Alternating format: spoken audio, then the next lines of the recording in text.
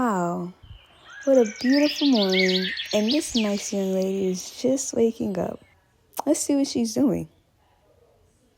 Oh, is this you reaching for your phone first thing in the morning without even getting out of bed? Right. Right, Right. right.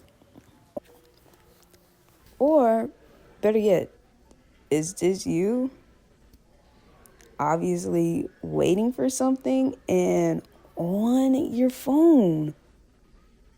Wait, why am I even scrolling? Yeah, don't worry. I've been there too. And that's why I'm going to show you how to gain control over your time and in 2026 be the best version of you.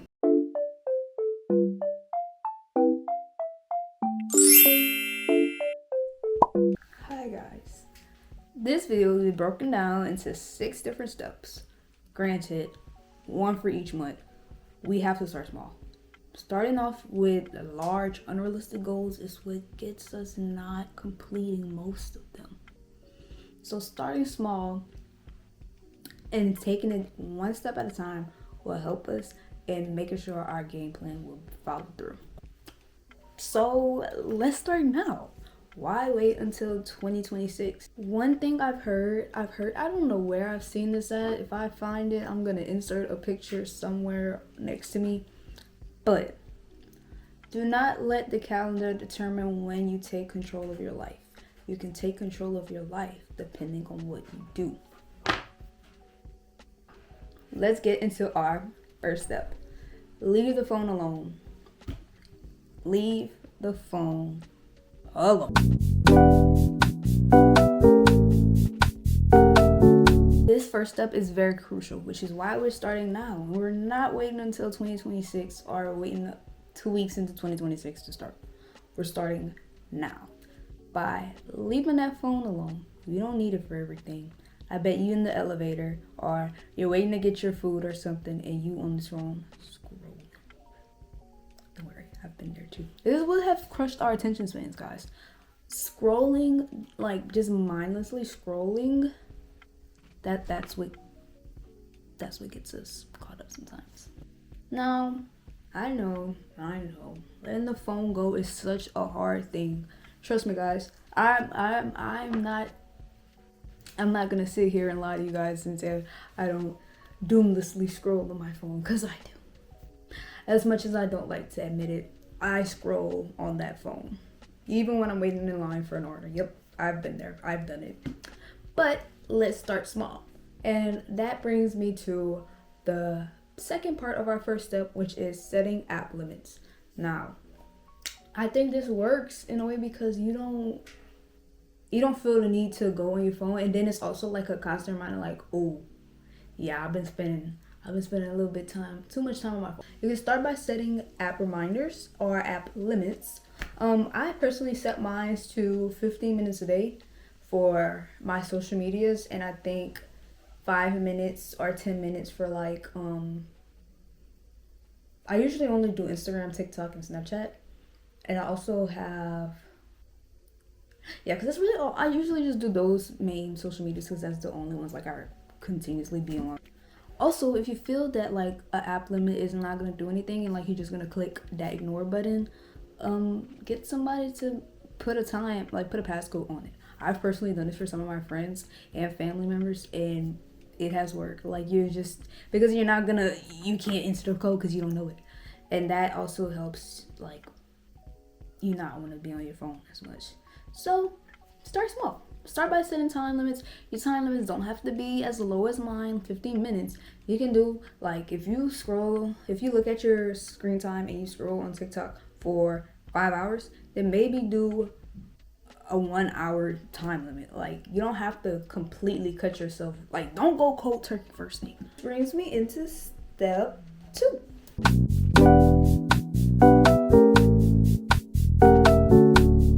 Step 2, we are at the beginning of the year now, and we are going to be financially successful this year. 2026 is our financial successful year. We are not feeding into consumerism every TikTok we see, and also we shouldn't even be on TikTok as much. If you follow step 1, you should be on TikTok less. Financial baddies. That's what we're doing this year. This is for now. My step 2 is mostly gonna aim towards our girlies and guys and peoples with jobs. Even if you don't have a job, I feel like this can apply to you, but like it's kind of a little bit unrealistic in some way. I am not a financial expert, accounting major, none of that. This is simply just things I've noticed and want to tell you guys, and I think it's gonna help. So majority of your checks, if you get paid bi-weekly, majority of that should be going towards your needs, meaning bills, school, rent, gas and groceries. That should be like your main thing where your money is going. After that is what you're saving. Now, we're saving more this year and spending less. We're gonna start with something simple.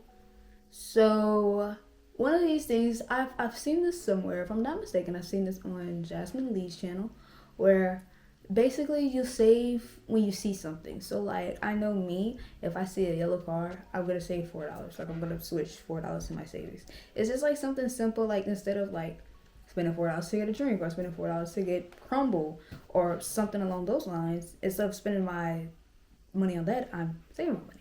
There's a little simple way to like actually save, and a little adds up. So that little $4 by the end of the year is gonna add up. Get to step 3, which is absolutely prioritizing yourself.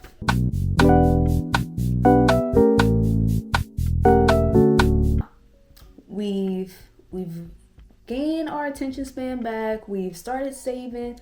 Now it's time to focus on ourselves. And honestly, all of these steps can be reorganized into which way you want, but we really want to put that phone one first. Anyways, so this is mainly focusing on self-care, self-help, mental health, and eating right, and just overall taking care of your body. So I would like to start with something simple with self-care. Self-care being like a face mask, doing your nails, and maybe not spending $90 to get your nails done, but simply getting either some press-ons or polishing your toenails. Something simple that you know is gonna like make you feel bonita, you know, something that's gonna give you that boost of energy that you actually need. As for eating right, I know groceries are really expensive right now, but start to like prioritize some things. Like, let's say you don't have enough to get like a lot of groceries or buku groceries. Start small, like get maybe 2 fruits, 2 vegetables. Adding small things into what you plan on doing. And fitness. Now, fitness is something that honestly takes a while. I can attest for that. Definitely start off small with your fitness routine. I'm not telling you go out and buy a gym membership. You can simply start in your home or wherever you're at and look on YouTube and find a tutorial. Personally, like if I find like myself like not working out a lot, or like I'm just simply just being lazy and just sitting down, laying in bed, not really doing anything, I like to do Just Dance. I think it's fun, and it's like you're dancing, you're doing a song, like you're into a song that you know, and it's like it just gets you motivated and gets you up. Step 4, we're gonna mainly talk about healing your mentality.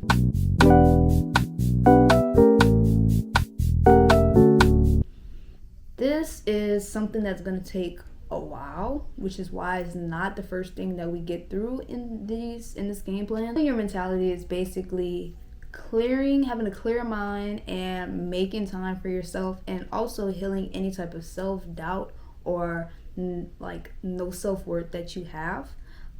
This is something that's going to take a while. My main thing I would recommend for you when you're in step 4 is journaling. Simply journaling, or finding your own like nighttime routine that you know you can do and you can add into your like daily routine. Along with healing your mentality, I also challenge you to, if you're having trouble with, you know, prioritizing yourself in step 3, or like you're having trouble like saving money in step 2, I recommend in step 4, while we're healing your mentality, to have a no day, have a no week, have a no month, where you simply just say no.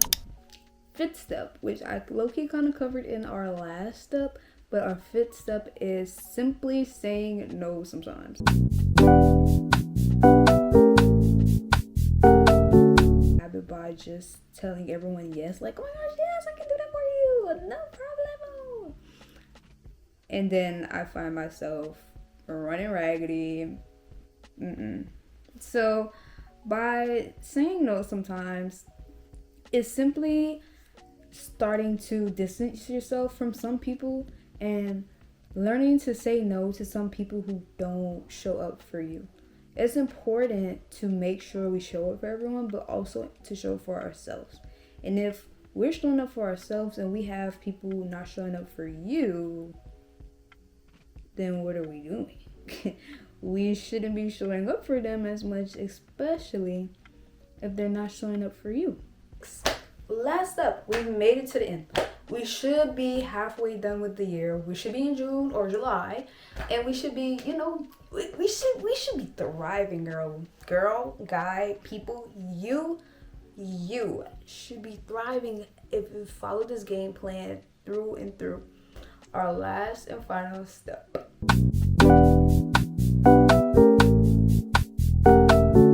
is showing up. Simply showing up, holding accountability for yourself and for others. Having accountability and showing up is one of the two main important things when it comes into helping out yourself and just bettering yourself as a person. Accountability goes a long way. If you can hold yourself accountable for something that you know you should have done, go ahead and give yourself a pat on the back.